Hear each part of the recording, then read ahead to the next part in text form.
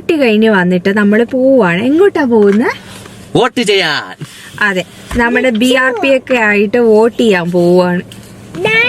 കാരണം വോട്ട് ചെയ്യാൻ പോകുന്നവര് ഈ വട്ടം മിസ്സായവര് അടുത്ത വട്ടം വോട്ട് ചെയ്യാനായിട്ട് നമ്മൾ അപ്ലൈ ചെയ്യുന്ന സമയത്ത് എപ്പോഴും നമ്മൾ ഫോട്ടോ ഉള്ള ID കൊണ്ടുപോകാൻ മറക്കരുത്.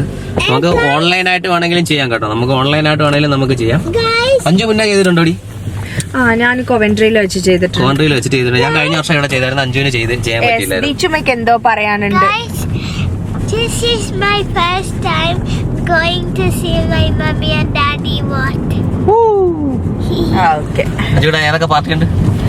ലേബർ പാർട്ടിയും കൺസർവേറ്റീവ് പാർട്ടി ഉണ്ടെന്ന് എനിക്കറിയാം. ഇനി ഏതെങ്കിലും പാർട്ടി ഉണ്ടോ ഇല്ലയോ ഇൻഡിപെൻഡന്റ് ആയിട്ട് സ്വതന്ത്ര സ്ഥാനാർത്ഥികളും ഉണ്ടാവും കേട്ടോ. മാത്രം എനിക്കറിയാം. അതെ, ഇപ്പൊ നമ്മളിപ്പോ ഇവരെ നമ്മളെ കൗൺസിലിലേക്ക് വേണ്ടിയിട്ടുള്ള ആളെ തിരഞ്ഞെടുക്കാനായിട്ടാണ് നമ്മൾ ചൂസ് ചെയ്യാനായിട്ടാണ് നമ്മൾ പോകുന്നത്.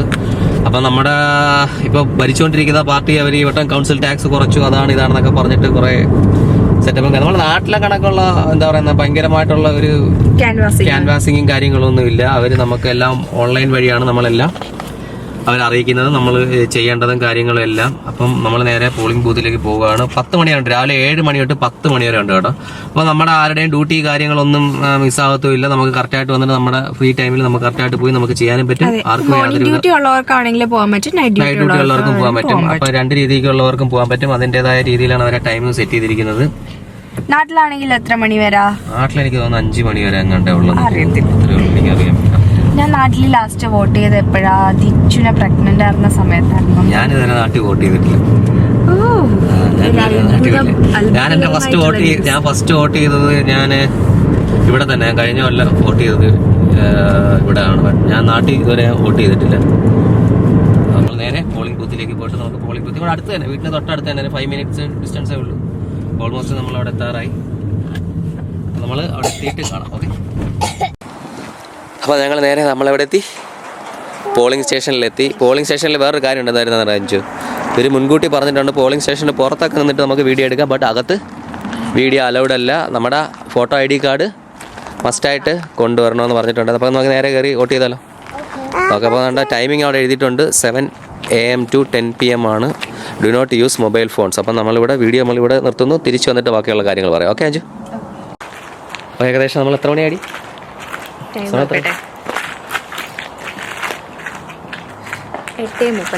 ഏകദേശം 8:30, രാത്രി 8:30 നമ്മൾ വോട്ടൊക്കെ ചെയ്ത് ഞങ്ങൾ ഇറങ്ങി.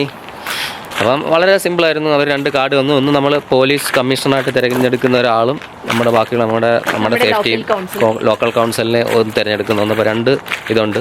അപ്പം നമ്മുടെ പേരും കാര്യങ്ങളും. അപ്പോൾ നാട്ടിൽ ഇവിടെ നമ്മൾ ഇങ്ക് തേക്കുന്ന കണക്ക് കയ്യിൽ പക്ഷി തേപ്പ് പരിപാടികൾ കാര്യങ്ങളൊന്നും ഇല്ലായിരുന്നു. അതെ, നമ്മൾ വോട്ട് ചെയ്തു എന്ന് നമുക്കറിയാം കേട്ടോ. അങ്ങനെയൊന്നുമില്ല. അവർ ജസ്റ്റ് നമ്മുടെ നമ്പർ അവർ കട്ട് ചെയ്യും, നമുക്ക് പേപ്പർ തരുന്നു, പോകുന്നു, വോട്ട് ചെയ്യുന്നു, വരുന്നു. It's so easy. അപ്പോൾ അത്രേ ഉള്ളൂ. വളരെ സിമ്പിളായിരുന്നു. അപ്പം മെയിനായിട്ട് ഒറ്റ കാര്യമുള്ളൂ, നിർബന്ധമായിട്ടൊരു കാര്യമുള്ളൂ. നമ്മൾ ഇവിടെ വന്ന് ബൂത്തിൽ വന്ന് നമ്മൾ വോട്ട് ചെയ്യുകയാണെങ്കിൽ നമ്മൾ എന്ത് കൊണ്ടുവരണം?